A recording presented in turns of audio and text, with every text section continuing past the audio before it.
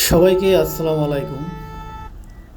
তো আজকে আমি একটা ভিডিও নিয়ে আসছি ব্যাকুটিয়া ব্রিজ সম্পর্কে কিছু কথা বলবো আর কি। তো অবশ্যই যদি কারো সময় থাকে শুনবেন আর একটা কমেন্ট করবেন। এই ব্রিজ হওয়ার পূর্বে আপনার একটা লাইফের ঘটে যাওয়া এপার ওপার পারাপারের একটা যে কোনো ঘটনা যদি আপনার মনে থাকে, কতটা বিপদে পড়েছিলেন বা কিভাবে পার হলেন, এরকম একটা আপনি কমেন্ট করতে পারেন আপনার লাইফের আর কি। তো আমি আমার কথা বলতেছি আর কি। বিশেষ করে এই সেতুটির মাধ্যমে আমাদের পিরিজপুরের যে কসা নদীর এপার ওপারের যে লোকজনের সাথে সম্পর্কটা আরও গভীরভাবে সংযুক্ত হয়েছে এবং আরও ক্লোজলি এবং খুব দ্রুত যাতায়াতের কারণে আগের চেয়ে আমাদের সাথে সম্পর্কটা আরও বৃদ্ধি পেয়েছে।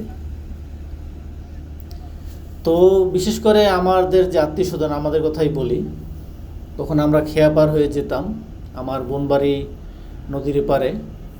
তো শাপলা যা সাউদের খাল, সেখান দিয়ে খেয়া পার হয়ে আমরা যেতাম আর কি।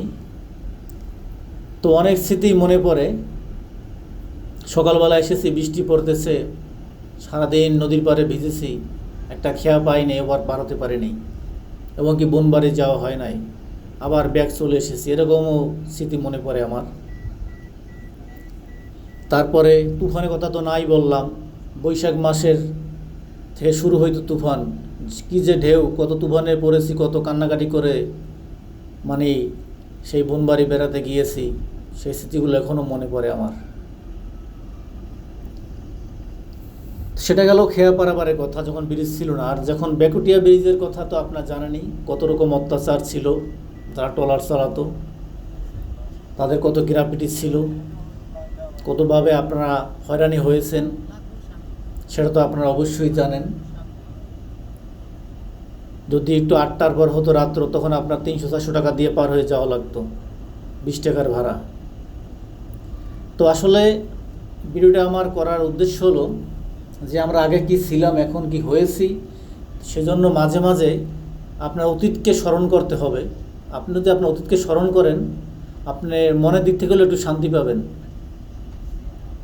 সেজন্য আর কি ভিডিওটা আমার করা, যে আমরা আগে কত কষ্ট করেছি, যারা ওপারে ছিল, যারা পিরিজপুরে লেখাপড়া করেছে, ফেরি মিস করলে আর ক্লাস করতে পারে না, এরকম অনেক স্মৃতি রয়েছে সবার।